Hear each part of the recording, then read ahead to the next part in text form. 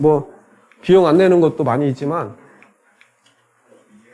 자, 이거는 저희가 지금 이 상품을 만들어냈어요. 아파트 사업자 대출 85까지 취대, 사업자에 한해서 조건이 있어요. 이렇게 12.6등급 이내에. 근데 이것도 사업자가 연체가 되거나 신용등급 6등급 이상이면 안 돼요. 이게. 자, 이걸 올려놓고 다른 데서 이제 대출을 해달라고 오면은, 아, 이건 안 되니까, 이거는, 대출 15%짜리가 있다. 15%짜리 쓰겠다 그러면은, 나한테 연락 오면은, 직접 내가 받아서 주는 거. 자, 저한테, 모집인이 한 명 있어요. 한 명은 농협 직원한테 물건을 받아요. 농협 직원한테. 농협에서 의리가 들어왔는데, 농협 담당자가 채무자한테, 은행에서 도저히 못 받는 대출입니다. 그러면 15%짜리인데 연결해드릴까요? 그러면 15%짜리 연결해주고, 모집인이 수수료 받아서 농협 직원 일부 줄 수도 있죠. 그렇게 해서 받는 사람이 있어요. 농협 저축은행에서. 그러니까 주변에 여러분들 농협, 신협, 새마을금고, 금융기관 다니는 사람 많이 있죠, 주변에. 그 사람한테 설명하고 물건을 달라고 하면 돼요. 근데 그 사람이 채무자한테 저쪽에서 15%, 18%짜리인데 괜찮겠냐 그러면은 그거라도 쓰겠다면 여러분들은 바로 농협 직원한테 바로 오니까 수수료가 없어요. 여러분 직접 투자하면 되죠. 아니면 이 물건을 저한테 주고 수수료를 받아가면 되죠. 예. 방금 말씀하신 농협 직원 같은 경우에 농협 직원이 만약에 수수료를 모집인한테나 아니면 행사하는 대부한테 지급할 수가 있나요? 안 되죠. 그거는 모집인 등록을 한 사람만 모집인을 받을 수 있는 거예요. 우리가 지금 그 대부업 사업자를 내는데 대부업과 대부중개업 두 개를 내는 이유가 수수료를 받기 위해 대부중개업도 내는 거예요. 대출 모집인들은 은행연합회에 등록이 안 됐는데 본인이 모집에 수수료 받는다. 아까 심사필이 없는 경우에는 그거 다 불법이에요. 그건 다. 아까 박윤배 대부 같은 경우는 지금 몇십 년을 이걸 해오는데 한 번도 세금 본 적이 없대요. 정당하게 금융위원회에서 받으라는 이자만 내는 거예요. 자, 이거는, 자, 제가 이분 통화할 수 있어요. 여기 보면은.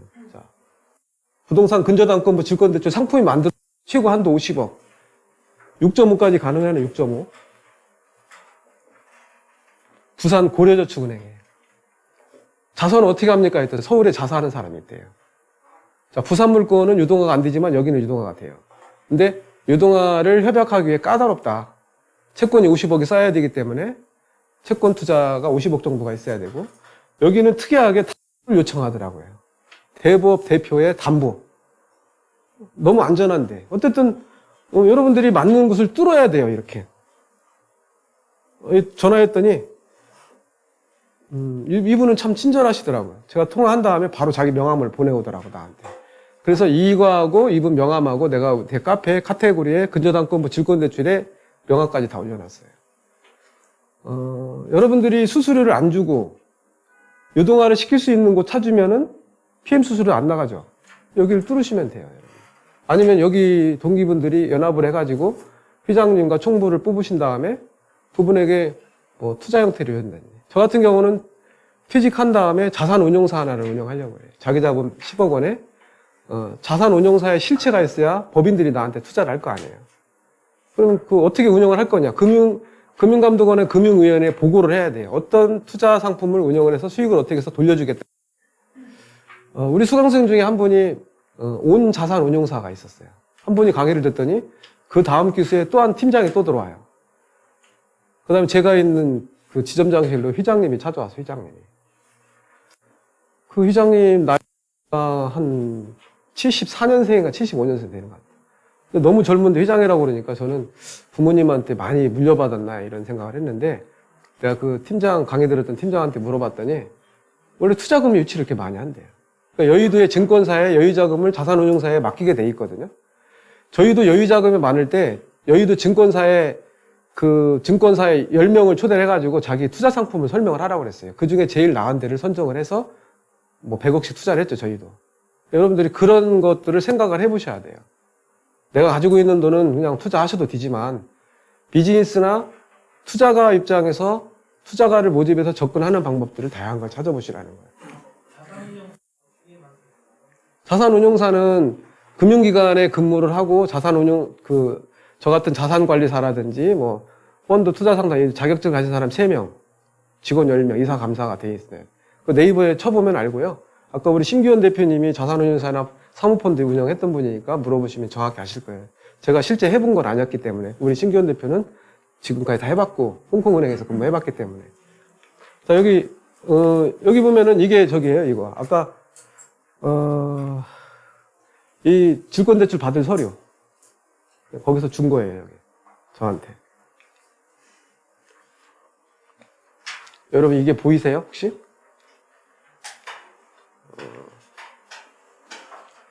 2020년 4월 21일 보이세요? 이때까지는 유독 안 열렸어요. 있었지만 찾지를 못했어요. 찾아낸 거예요. 여러분도 찾을 수 있어요, 주변에. 이 상품을 없다면은 금융기관 소개를 받아서 이 상품을 만들어라. 요즘 은행에 10억 예치하는 것보다 대출 10억 하는 사람이 최고의 능력자예요. 근저당권부 질권대출은 연체가 발생시킬 수가 없어요. 채무자가 나한테 이자를 안 내면 은행에서는 바로 연체에 대해서 10% 충당을 해야 되는데, 이거는 채무자가 나한테 이자를 안 내도 대부업체는 그 금융기관 이자를 내게 돼 있잖아요. 앞으로 계속 해야 되니까. 아니면 여러분들이 상품을 만들어서 팔든지 100억을 모아가지고.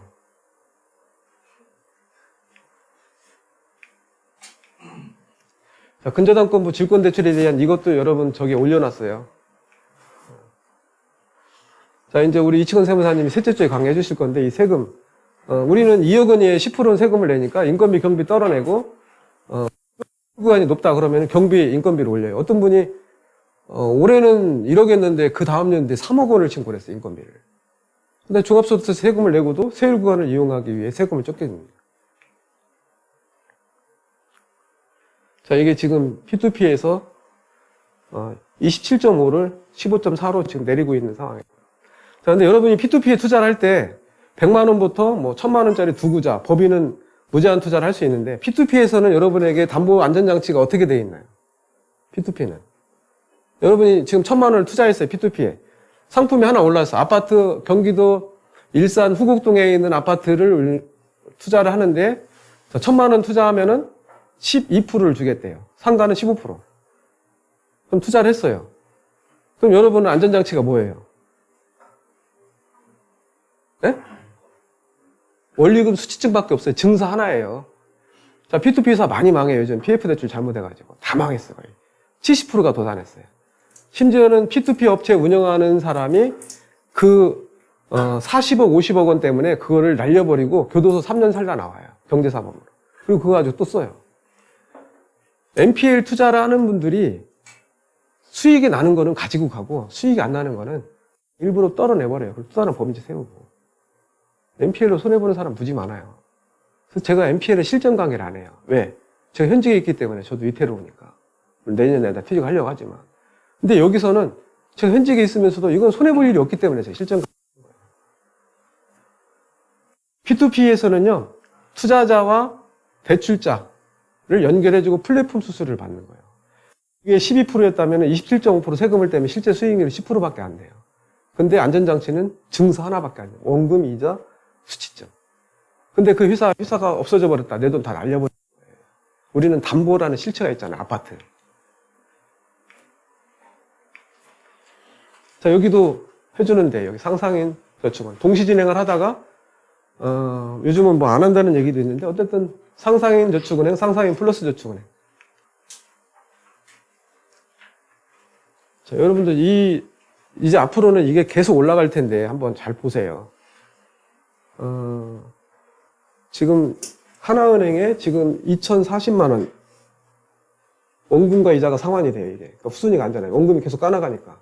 여기 현재 금리 플러스 3%밖에 못 받아요. 6.5. 옛날에 22% 받아간 게 후순위가 안 되잖아요. 3,900 투자 90% 설정했어요. 담보 비율이 81%밖에 안 돼요. 2018년 2월 8일 이후에 24에 27.9 할 때는요, 지금 현재 잔액을 빼주잖아요, 잔액. 그 당시에는 채권 취득액을 빼줬어요. 왜냐하면 그 당시에는 이게 22%까지 배당을 받으니까. 하지만 이렇게 잔액으로 하고 낙찰 예상가를 선정을 해서 여러분에게 주기 때문에, 낙찰이 경매가 된다 하더라도 받을 수 있겠구나. 그리고 여러분 여기에 보면은 이 사람의 직업과 연봉, 자금 용도, 1순위 하나은행 원리금 상환 중, 기대부업체 대환. 모집인들이 수수료 받으려고 4개월 만에 갈아탈 수도 있어요. 우리는 그걸 내가 걸러내라고 그랬는데. 담보비율이 너무 낮아도 상환 들어올 가능성이 많다. 잔액이 줄어들고 있고 이걸 상환한다. 그래서 이걸 대환하는 목적이다. 그럼 여기 2019년 8월 20일이면은 지금 1년은 썼네요. 1년 가까이. 1년은 쓰고 있구나. 자, 이제 원금. 이 이자는 1순위 11개월치 연체이자, 최고이자예요. 이 이자는 연체이자 22%. 그 다음에 경매가 진행되면 330일 걸린다 할 때 1순위 원금, 1순위 연체이자. 그 다음에 여기 2순위 원금, 2순위 연체이자. 다 해서 여러분 입찰할 금액이 얼마냐면 4%예요. 이 금액 입찰하는 거예요. 경매가 들어간다면. 경매가 들어가면 이 사람은 다른 대부업체를 갈아타거나 금매로 내놔서 팔지만 경매가 진행이 된다면 84% 입찰해요. 이게. 경기도 의정부 금호동에 있는. 이게 84%에 여러분 입찰했어요. 경매까지 갔는데. 낙찰될 가능성이 얼마나 될까요? 여러분 입찰했을 때. 없죠? 없으니까 여러분은 설정계약서 법원에 제출하고 채권계산서 24%로 신청을 한 다음에 원금과 이자 받으면 되고 이 금액에 운이 좋게 낙찰받으면 16% 시세차익까지 생각하십니다. 그 내용입니다.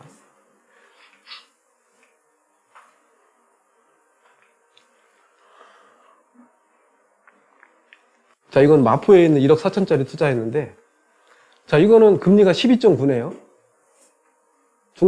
중도상환수를 치고이자 3% 뭐 3%.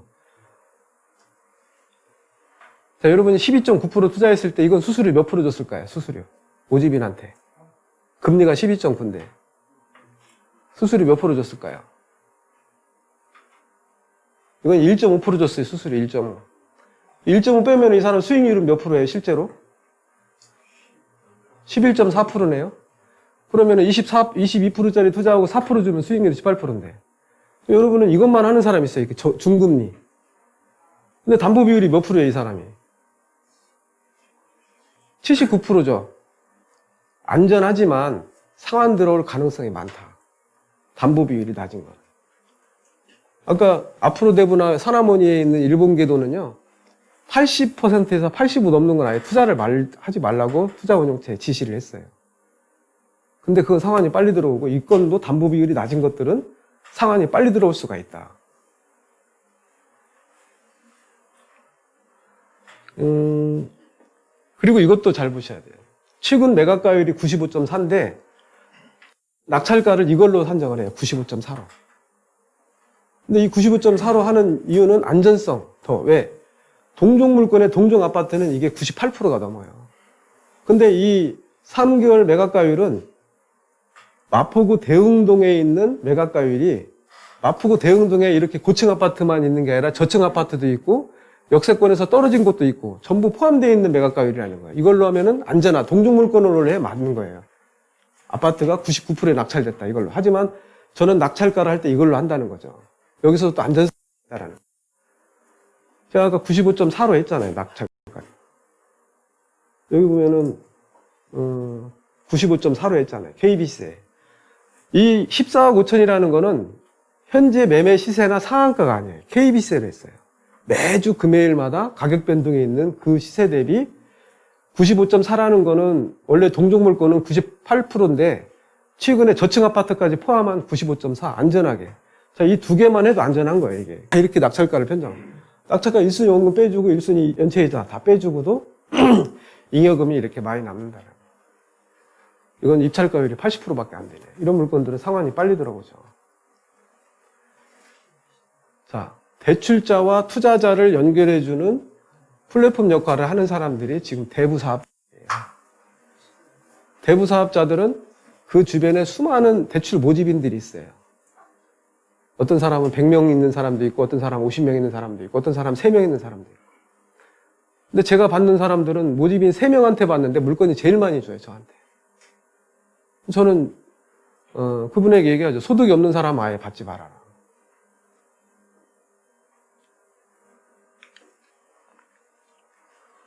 자, 세율 9가지에서 소득 부진세 빼고. 자, 남양주의 한양병원인데 2천만 원 투자를 했어요. 2천만 원.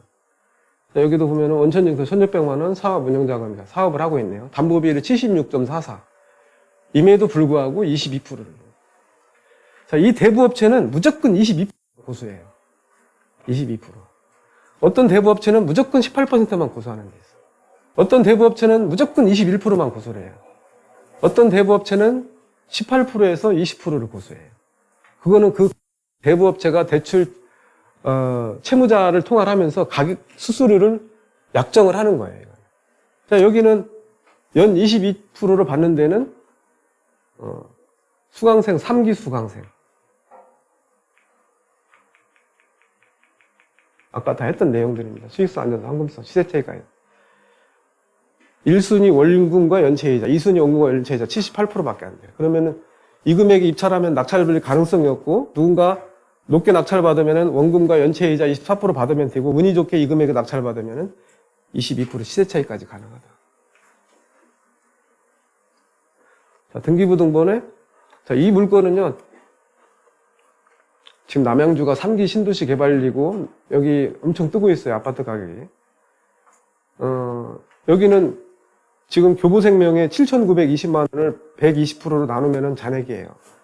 120% 설정을 하죠. 근데 여기 지금 처음이네요. 후순위 받은 게 없어요. 처음 받는 사람이에요. 자, 이렇게 처음 받는 사람은 장점이 뭐냐면 이자를 잘 내요. 연체가 안 돼요. 그런데 상환이 빨리 들어올 수가 있죠. 다 장단점이 있어요. 금리가 높으니까.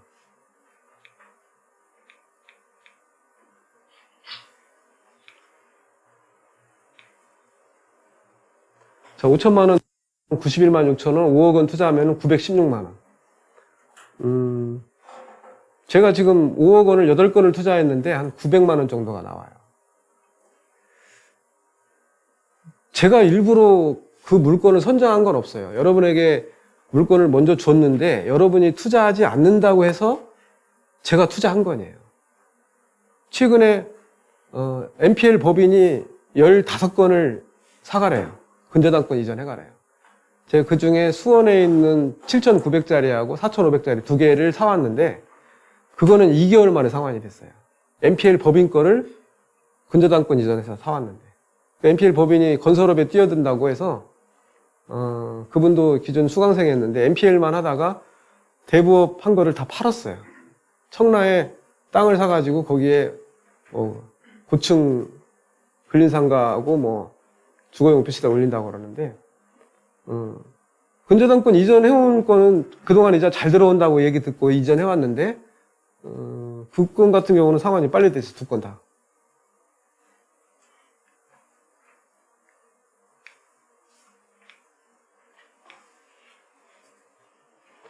자, 여기 보면은 근저당권부 질권대출 주등기는 부기등기의 순위보전에 따른다. 자, 부동산 등기법 60조에 이렇게 돼 있어요.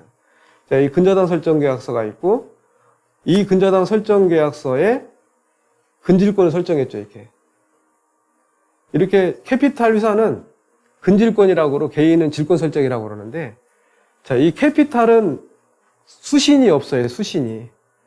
자, 여기 BNK가 부산은행 계열사가 여기에 지금 이 상품을 만들어가지고 올라왔어요. 서초동에 있습니다. 한도를 2천억을 내렸어요. BNK라는 은행의 지주이사에 2천억을 이 상품에 투자한 거예요. 어떤 때는 자동차, 어떤 때는 카드 할부금, 카드 결제를 하면은 자영업자가 실제 돈이 들어오는 게 5일에서 7일이 걸리는데 그 돈을 빌려주는 거예요. 그 상품도 있고 트럭 운전, 버스 운송사업자 운전 이런 차별화하시는 한도를 정해주는데 이 근저당권부 질권대출 한도는 2천억을 열어줬어요. BNK는. 자, 그런데 이 BNK가 자, 여기 여러분들 대출자 있습니다. 대출자. 대출자는 채무자죠.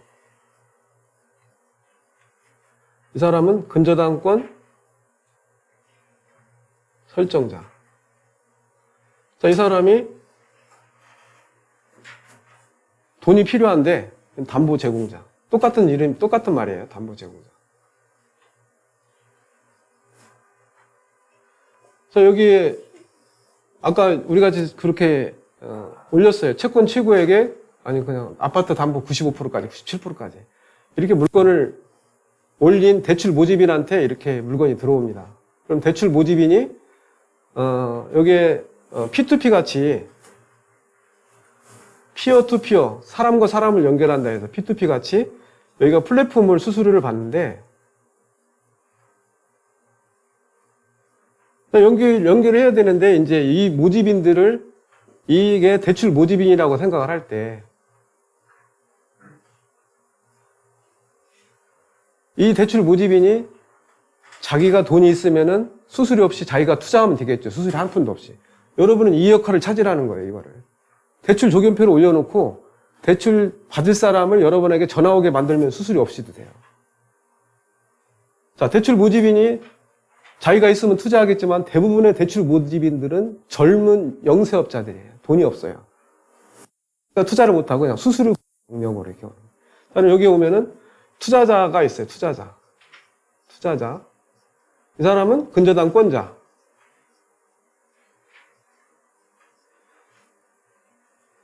자, 이 사람은 대출 모집인이 투자자에게 금리 결정을 해줘요. 연 18에서 연 22%까지. 자, 그럼 오케이. 투자자 대출을 합니다. 이렇게. 그리고 여기다가 근저당 설정을 하고 이렇게 나가는데, 자, 이 투자자가 대부업자가 될 수 있어요. 여러분 같이 대부업자. 대부업자가 근저당권 설정하고 아파트 담보를 잡았어요.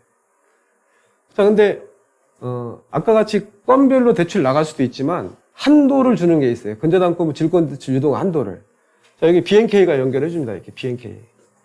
자, BNK가 있는데 BNK는 한 대부업체당 100억씩 열어줄게. 1000억. 근데 연체가 없다는 거 알고 최고로 대박나는 상품이라는 걸 알고 올해 1000억을 더 열어서 2000억을 열었어요. 한 대부업체당 한도 200억. 2000억. 제가 한 대부업체를 여기 연결해 줬어요. 한 대부업체를 200억. 근데 그 대부업체가 너무 컸어요, 요즘에. 유동화 되는 거는 자기가 다 해. 근데 BNK를 열었는데 이 BNK에서는 뭐라고 하냐면 조건이 있어요, 조건. 한도가 200억인데 200억에 10개 업체니까 2000억이에요, 2000억.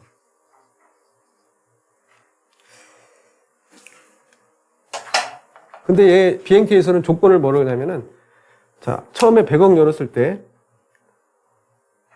100억의 1%면 얼마죠? 1억을 예치를 하래요, 1억을. 1억을 BNK에 적금같이 예치를 해놔요. 그리고 유동화 금액에 100억에 만약에 1억을 했다. 1억에 0.1% 적립을 또 하래요. 그럼 얼마? 1억에 0.1이면은? 100만 원이요? 100만 원? 100만 원. 자, 1억과 100만 원 언제든지 찾을 수 있는 거예요. 자, 그런데 또 한 업체가 또 있어요, 여기. 이렇게. 매입사가 있습니다, 매입사. 현재 매입사는 엠퍼스트하고 노블홀딩스예요.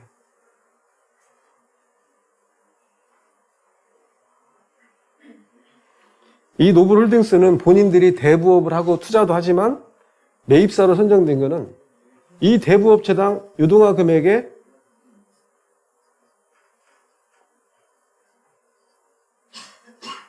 0.33% 수수료를 줘요.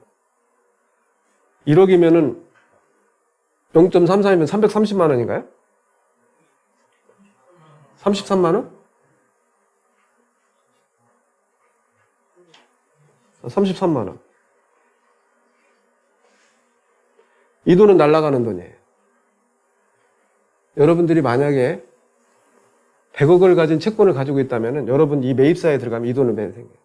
이 사람들이 이 매입사를 가져오는 금액이 1000만 원이 넘는 공짜로 먹는 돈들이. 이 매입사 0.33의 목적은 뭘까요? 0.34의 목적. 이 목적은 혹시나 이 1억 대출을 한 금액이 연체가 3개월이 넘을 때, 연체가 3개월이 넘으면은 이 엠퍼스트와 노블홀딩스가 1억 원을 가져가요. 1억 원 원금 플러스 정상이자 이걸 가져가서 채권을 사가요, 이 사람들. 그리고 이 사람들은 이 채권에 대해서 다른 업체에 원금과 연체이자를 벌어먹고 수수료를 또 받아요, 이 사람. 자, 여러분들은 여기까지 생각을 해보세요. 자, 이 200억을 열어줬는데, 이 대부업체 10개당 200억을 열어줬는데, 이 대부업체가 실적이 없으면 잘라요. 그러니까 여러분 중에 한 명은 여기에 들어갈 수가 있어요. 실적이 없는 대부업체. 여러분은 질권대출일 때 노블홀딩스가 우리나라에서 엄청 큰 회사고 복지도 잘 돼 있어요. 노블홀딩스가. 그럼 이 노블홀딩스에서 질권대출 한도를 열어도 되고 여기에서 매입 금액을 정해도 돼요. 내가 여러분들이 100억 있는 사람은 내가 100억 할 테니까 한도를 900억 열어줘라 이렇게. 그리고 이 엠퍼스트와 노블홀딩스가 유동화 지역을 선정을 해줘요. 여기 이 엠퍼스트가 인천 같은 경우는 연수구, 부평구, 계양구 여기만 딱 정해졌어요. 이쪽만 유동화를 시켜주겠대. 왜?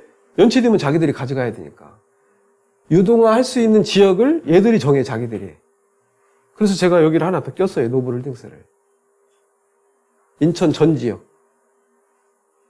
자, 여러분들은 여기에서 잘려나간 한 개 업체당 여기에 들어갈 수도 있고 여기도 들어갈 수 있어요.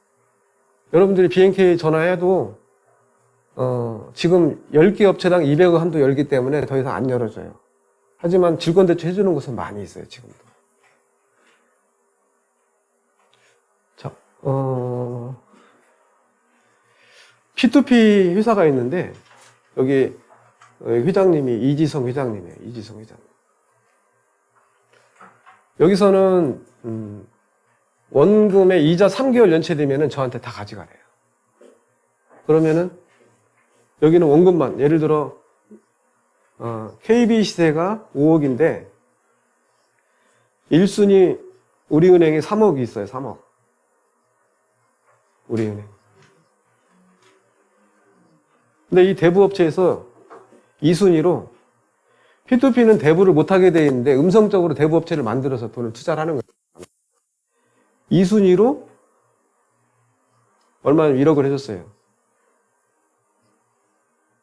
공공대부. 자, 그러면은 4억 원 나누기 5억 원이면 몇 프로죠? 비율이, 담보 비율이? 80%. 80%. 5억의 80%가 담보 비율인데, 담보 인정 비율인데, 이건 4억이잖아요. 이렇게 4억 나간 거예요. 만약에, 여기가 KB세가 4억이다. 4억 곱하기 80%면은 3억 2천이죠. 그러면 한도가 여기는 2천만 원밖에 안 나오는 거예요. 그래서 후순위 담보대출 한도가 자꾸 달라지는 거예요. KB세가 얼마냐에 따라서 달라지고 또는 1순위 금액이 잔액이 얼마에 따라 달라지죠. 그래서 잔액 KB세 금액에 따라 2순위 대출 한도가 달라진다. 근데 여기서는 이 이지성 회장님이 삼성생명의 임원이었어요. 임원이었는데 이분이 이 P2P 회사를 하나를 인수했는데 제가 만났는데 사는 거는 수원에 사시더라고. 근데 이분이 모 투자처에서 500억을 가졌어. 500억. 자, 아까 한국 퀵대부는요 4.6의 조달금리에서 본인이 13% 운영을 해요. 그러면은 7.4죠? 그럼 8.4예요? 자, 8억 4천이 100억이니까 8억 4천이 얘기가 나와요. 조달금리가 4.6이니까 조달. 이거 운영금리고. 이분은 15%를 운영해요. 15%. 500억을 가져왔대요. 근데 한 건이라도 연체가 있으면 투자자들이 투자를 안 한다는 거예요. 연체 제로. 그래서 연체 발생된 거를 1억 원을 나한테 가져가래요. 이자도 필요 없대요. 1억만 주고 가야 돼요. 저 가져왔죠, 1억. 연체 이자가 3개월치 이자가 쌓여있고 그 다음에 이 사람이 배당받을 때까지 24% 이자까지 받을 수 있는. P2P 업체에 여러분들이 연체된 거 다 가져갔다 하면은 수수료 없이 그냥 공짜로 가져올 수 있어요. 원금만 주고 가져가, 원금만. 할 게 많으니까. 여기는 수익률로 나와서 이렇게 질권 설정하고 나와 있는. 은행은 근질권이라고 그러고 개인은 질권 설정이다.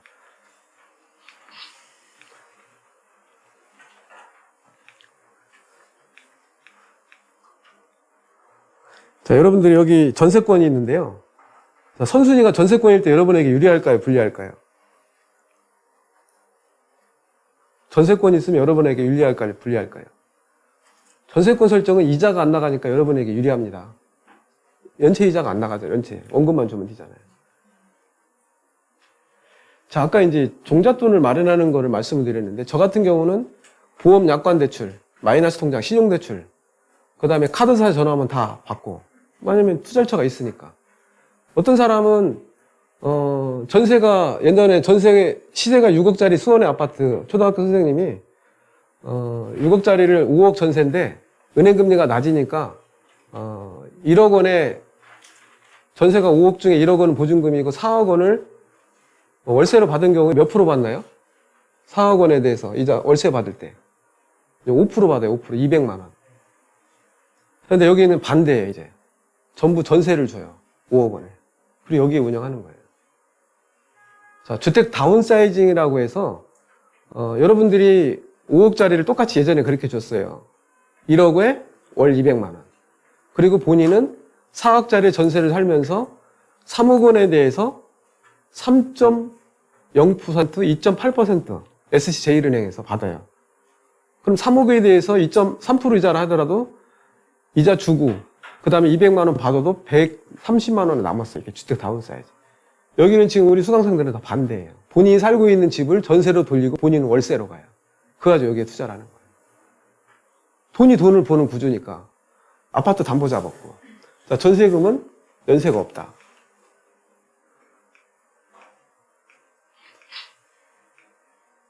자, 여러분이 수수료 27.5% 세금을 내야 되는데, 이건 제 친구가 투자를 했어요. 인력센터 9개 하는 친구가 현금이 100억이 있어요.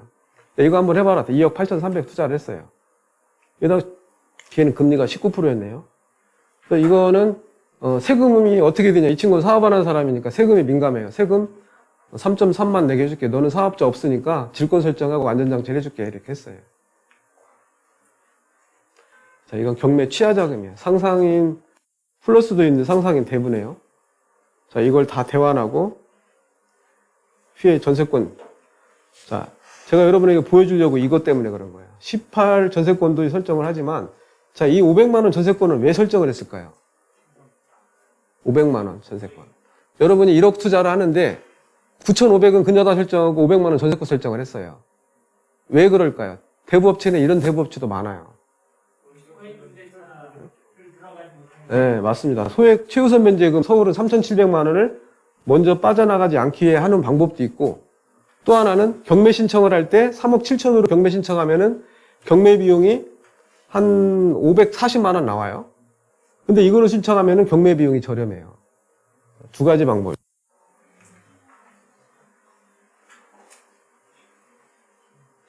자, 영업직 위촉 계약서로 지금 투자하는 방법은 여러분들이 한국 대부금융협회에 가서 온라인 교육과 중개 교육을 받은 다음에 오프라인 상태 교육을 받아야 되는데, 요즘은 코로나 때문에 그것도 오프라인 8시간 교육도 온라인으로 다 해요.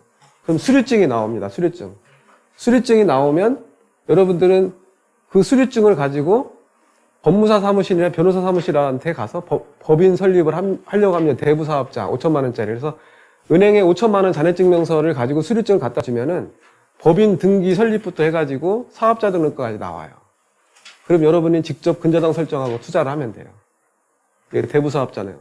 아까 이건 현금 4분면으로 이야기할 때 자영업자, 셀프 인플루에 자영업자의 개념으로 접근하는 거.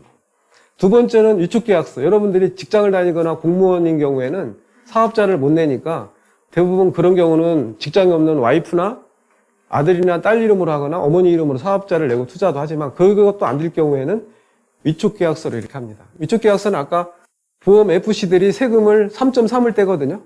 그것처럼 똑같이 위촉계약서를 해서 대부업체가 을은 여기 우리 어머니나 소득이 없는 아버지 이름으로 위촉계약서 작성을 하면은 3% 사업소득세만 내면 돼. 지금은 다 이렇게 하고 있어요. 세금을 적게 내기 위해.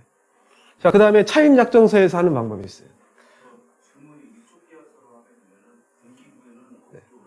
등기부는 없어요. 등기부는 근질권 설정으로 개인 질권 설정으로 나가죠. 근저당권부 질권으로. 1번에 있는 근저당의 3-1의 근저당권부 질권대출로 내가 나가는 거예요. 안전장치로.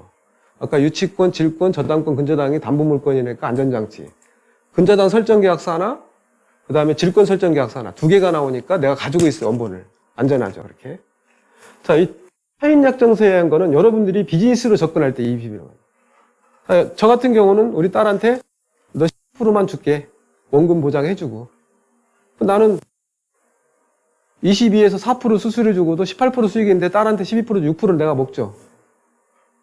어떤 친구한테는 이렇게 14% 했어요. 차임약정서 14%. 자, 이 방법에서는 한 번에 끝나는 게 우리는 유동화를 시킬 수가 있어요. 그 돈으로. 그럼 수익률이 50%라고 할 때 우리 딸한테 12% 주더라도 38% 수익은 내 수익이에요. 자, 이 차임약정서는요. 이렇게 돼 있어요.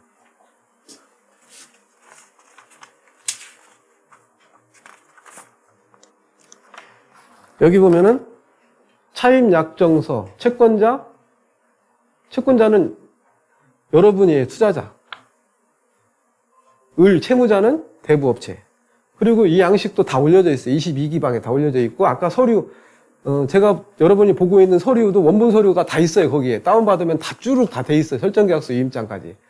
23기에 올려놨는데 보는 사람이, 클릭한 사람이 5명밖에 안 돼요. 그거는 여러분들이 관심이 없는 거예요. 아니, 뭐, 가서 들어보긴 하지. 이거는 아니에요. 비즈니스로 접근할 건지, 사업가로 접근할 건지. 여기 보면은, 자, 1억 원을 빌려주고, 뭐, 14%를 받는다. 써 있어요. 그리고 두 번째 장에는 뭐라고 되어 있냐면은, 채무자가 요청 시 한 달 이내에 요청을 할 경우에 투자금을 다 돌려주겠다. 신의성실, 해지. 자, 여기 보면은, 갑이 여러분이에요. 돈 빌려주는 사람. 을은 대부업체가 돈을 빌리는 걸로 돼 있어요. 이걸로 투자해도 못 믿을 사람은 여러분이 근저당 설정하는 거에 포괄 양도양수 계약서 양식이 있어요. 포괄 양도양수 계약서를 이 뒤에 첨부해가지고 주는 거예요.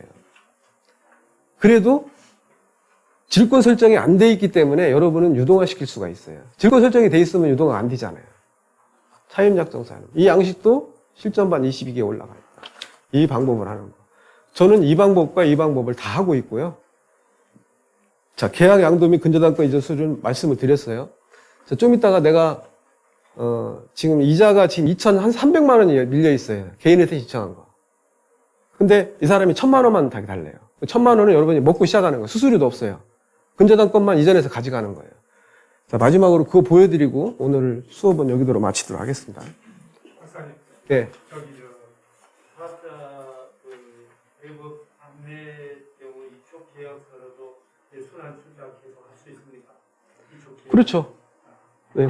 질권 설정을 안 하는 경우. 그러니까 나를 믿는 사람은 나를 믿고 투자하는 거지 안전장치를 질권까지 해주지 못하고 그것까지 모를 거예요. 그럼 여러분 질권 설정이 안 돼 있으면 유동화 가능하죠. 아까 제 친구가 2억 8,300을 투자한 사람이 2억 8,300을 투자하고 14%만 받았어요. 질권 설정을 안 했어요. 그러면은 2억 8,300을 유동화해서 이 업체는 얼마나 많이 벌겠어요? 근데 이 사람이 나 질권 설정까지 한다면은 그냥 이거 14% 받고 22에서 4% 수수료 주고 18%에서 14%뺀 4%는 내가 먹는 거죠. 그걸로 끝나는 거고 질권 설정까지 해달라면은 난 여기서 한 번으로 끝나는 거죠. 만약에 이걸로 인정이 된다면 난 유동화해서 얼마든 수익, 여기에 80%만 하더라도 1억 6천을 또 돌릴 수가 있는 거죠. 자, 여기 보면 한 달 이내에 투자금을 환불할 요청할 경우에 돌려준다. 한 달 전에. 여러분 이거 저한테 요청하시면 해줘요. 여기 대부업체 부토장. 야, 2억 8,300은 그렇게 투자가 됐어요. 차임약정서로 인해서. 여기도 대출 조견표를 이렇게 보내는 거예요. 자, 이렇게 대출 조견표를 해서 뿌리고 여기서 온 사람들이 연락을 한다. 자, 이쪽 계약서는 이렇게 돼 있어요. 자, 갑, 대부업체, 을. 여러분 투자자들, 질권 설정자도 똑같이 이렇게 다 돼 있어요. 그럼 여기는 대부업체고 을은 여러분은 피고용인이 되는 거예요. 그래서 이걸로 감사가 나오면은 이 사람 우리 직원이다. 그래서 3.3%만 떼는 이유가 여기 있습니다. 이렇게.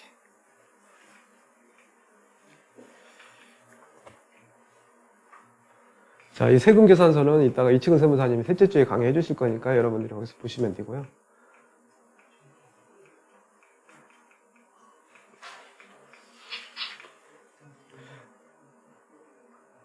자, 이 건은 제가 제 친구가, 초등학교 친구가 이 비즈니스 여기에 6천만 원 투자했는데, 이자가 4개월 안 들어오니까 나는 원금과 수수료 들어간 만큼 돌려서 주고, 내가 직접 찾아가서 사후 관리한 내용은 내가 다음 주에 말씀드릴 겁니다. 원금 이자 다 받았어요, 이거. 자, 여기도 보면은, 자, 여러분이 접근할 부분이에요. 앞으로 대부가 동시 진행되셨지만은 여기는 며칠 사이죠? 24일에 12일이면 12일 후에 유동화를 시켜준 거예요. 여기 12번에 근저당권 질권대출이 돼 있잖아요. 이렇게. 번호 11373에 116-890. 근저당 설정계약서 하나, 질권 설정계약서 하나, 두 개가 나오는 거예요. 이 두 개를 여러분이 다 가지고 있는 거예요. 투자자는. 그러니까 개인 투자자는 사업자 없이도 이렇게 질권 설정하고 나가니까 이 12번의 근저당 설정계약서에 12-1 부기등기로, 부기등기는 주등기에 따른다고 부동산 등기법 60조에 나와 있다고 그랬잖아요. 그래서 이렇게 여러분 이건 안전장치가 돼 있는 거예요. 이거하고 이거 두 개 다 가지고 있으니까, 원본 서류와. 그러니까 질권 설정하고 나가도 돼요. 사업자 없이 하는 경우는. 하지만 여러분들이 투자자를 받을 경우에는 이 질권 설정을 하는 경우에는 유동화가 안 열리죠. 그러니까 믿을 만한 사람한테는 차입약정서나 뭐 그렇게 해줘야 되는 게 낫다라는 거예요. 자, 앞으로 대부는 아까 말씀드린 대로 질권 설정하고 나갔어요. 12일 후에. 여러분, 앞으로 대부도 지금, 앞으로 대부에 전화해서 여러분이 유동화 열면 돼요. 재무제표는 여러분들이 만들 때 마이너스인 데는 안 해줄 수가 있어요. 금융기관은 대부업체가 3년 이내에 결손인 거는 결손법인으로 봐서 10% 충당을 해야 되기 때문에 대출 안 해줘요. 그러니까 지금 여러분들이 사업자를 내는 사람들은 최대한 지금 유동화를 시켜주는 데는 마이너스도 해주는데 안 해주는 부분이 있기 때문에 인건비 경비를 거기에 넣으면 안 돼요. 수익금도 받을 이자까지 다 넣어서 수익금을 마이너스가 아니라 플러스로 만들어야 돼요. 앞으로 대부분은 여러분들이 전화해서 물어보세요. 유동화 가능한 데니까.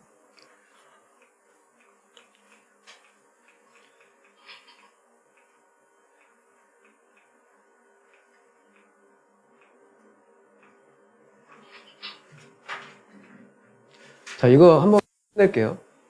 자, 이분이 6,500 투자를 했습니다. 부산 강서구 명지동에. 1순위 농협이고요. 2순위 6,500 투자를 했어요. 담보비율이 80.74밖에 안 돼요. 여기서 부산에서 오신 분이 세 분이 있고 울산에서 오신 분이 있는데 이 가격 시세를 확인해 보면은 크게 오르질 않아서 똑같아요. 이 금액이 똑같이. 지금 정도는 올라야 되는데. 왜냐하면 부산이 조정대상구역으로 해서 이제 그걸 풀어야 되는데 그러면 가격이 오르는데 그 때문에 안 올라요, 지금. 자, 중요한 거는 우리 수강생이 이걸 투자했어요, 6,500을. 그리고 개인회생 신청을 했어요, 이 사람이. 경매 신청을 했는데 개인회생이 들어왔어요. 근데 코로나 때문에 법원에서 일을 좀 지체해서, 실전반 7기 분이 너무 부동산을 잘 알더라고요. 그래서 나중에 확인해 보니까 그 사람이 법원에 근무하는 법원 배당 담당자야. 근데 그 사람이 뭘로 찍혔는지 개인회생 파트로 넘어갔다 하더라고요, 그 사람이. 그리고 그 조카가 한 30억 가지고 대부업을 하는데 아까 중금리만 했어요. 12%, 13%. 야, 조카야, 여기 22%짜리 있더라. 너 13%짜리 하지 말고 22%짜리 강의 한번 들어봐라. 그래서 그 사람이 지금 13%를 하고 있어요. 그 사람은 대학원, 맨하탄, 미국에서 대학원까지 나오고 박사까지 하려고 했는데 집안이 안 좋아서 넘어왔는데 대부업을 하고 있는 거예요. 그 사람이, 자, 어쨌든, 6,500 투자를 했는데 개인회생 신청이 들어오면은요, 채권자의 동의를 얻어야 돼요. 채권자의 3분의 2 동의가 있어야 개인회생이 신청이 되는데 그렇지 않으면 개인회생 폐지가 되거든요. 그래서 이 사람이 지금 개인회생 신청이 들어왔어요, 지금. 제가 이게 처음 대출 나갈 때 이렇게 한 거예요. 처음 대출 나갈 때도 낙찰 예상가에서 다 수익을 시세 차익 5,600까지 가능한 거예요. 자, 개인회생 접수. 이 사람은 대부업체가 근저당 설정하고 질권 설정하고 나갔어요. 여기 현대라이프 2억 2,200만 원, 6,500만 원 돼 있어요. 자, 이게 대부업체가 설정하고 질권 설정 나갔죠, 이 사람이. 자, 안전장치로 이렇게 나갔어요. 자, 이게 개인회생이 들어왔어요.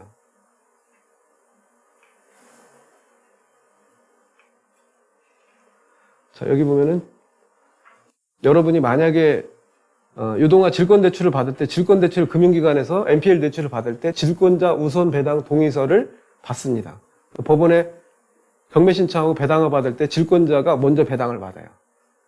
우리가 근저당권 설정을 했지만 근저당권 뭐 질권대출 해준 금융기관이 먼저 배당을 받는다 이 말이에요. 여러분들이 질권 설정을 해도 질권자가 먼저 배당받을 수 있다 이 말이에요.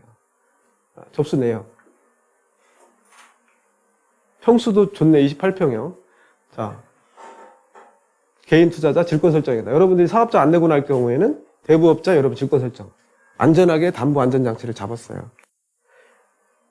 자, 매각가율은 아까 뭐 참고하는 거고, 접수번호, 명칭 다 나왔습니다. 자, 이제 진짜로 여러분들이 받을 수 있는 수익이에요. 자, 이 사람이 대출이 나가고 1순위 농협 2억 6,640만원, 그 다음에 후순위로 여러분들이 5천만원, 6,500 투자하고 9,700, 150% 설정을 했어요. 여러분들 이 사람이 지금 받을 이자가 62일까지는 정상이자를 받고, 그 다음에 그 이후부터는 연체이자를 받아요. 416원, 2,019만 4천원. 그리고 원금과 연체이자 8,540, 9,750만원만큼 여기 보니까 아직도 1,200만원만큼 한도가 남아있네요. 1,200만원. 여기 한 달 이자가 130만원인데 1,200만원이면 아직도 11개월이 남아있다라는 거예요. 연체를 받을 동안. 자, 6,500 이자, 이분이 원하는 금액은 나는 경매 배당까지 안 갈 테니까 투자한 6,500, 지금 이자가 2,000만원, 2,300 정도 쌓여있는데 나는 1,000만원만 줘. 그러면 얼마예요? 7,500만원만 달라는 거예요. 여러분들은 여러분이 투자할 때는 수수료 없이 이 근저당만 여러분을 이전해 가면 되는 거예요. 그리고 1,300만원 세이브 상태에서 배당받을 때까지 24% 받으면 되는 거예요. 수수료 없이 1,300만원 먹고 시작하는 거예요. 대부분 아까 P2P에서 가져오는 것들도 제가 이렇게 가져와요. 원금만 주고 연체이자는 내가 먹고 시작하고 배당받을 때 24%. 자, 그럼 여러분들은 이 채권을 7,500만 원 주고 6,500이 원금이고 1,000만 원이 사람이 원하는 금액이니까 줬을 때 1,300만 원은 여러분 세이브 상태에서 배당받을 때 24% 배당을 받아요. 여러분 지금 투자할 수 있어요. 이게 지금은 내가 전에 한번 이분이 돈 빼달라고 할 때 제가 5월 11일 통화해서 5월 11일인데 지금은 7월 4일이니까 7월 4일만큼 연체이자 24% 계산하면 돼요. 자, 낙찰 예상가가 중요하죠. 낙찰 예상가를 3억 4,900. 1순위 원금, 1순위 이자까지 다 합쳤을 때 줬을 때.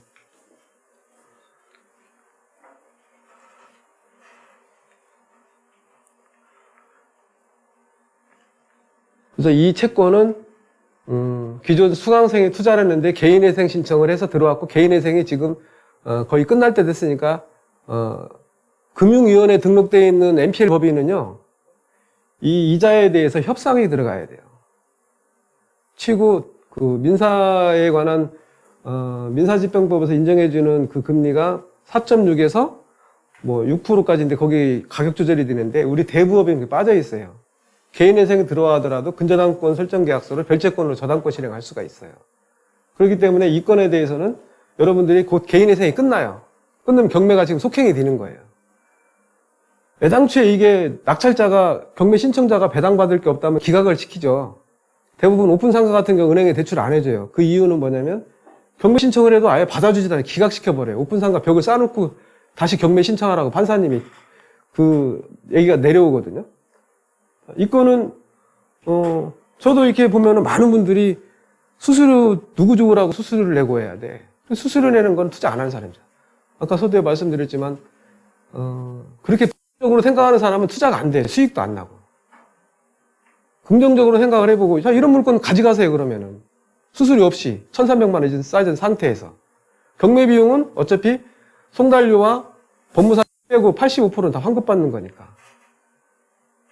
자, 오늘은 더 많은 것도 있지만 다음 주에 더 알차게 준비해서 할 거고 궁금한 질문사항 있으면 하세요. 저거 같은 경우는 론세일하고 똑같은 경우 아닌가요? 그렇죠. 론세일이죠.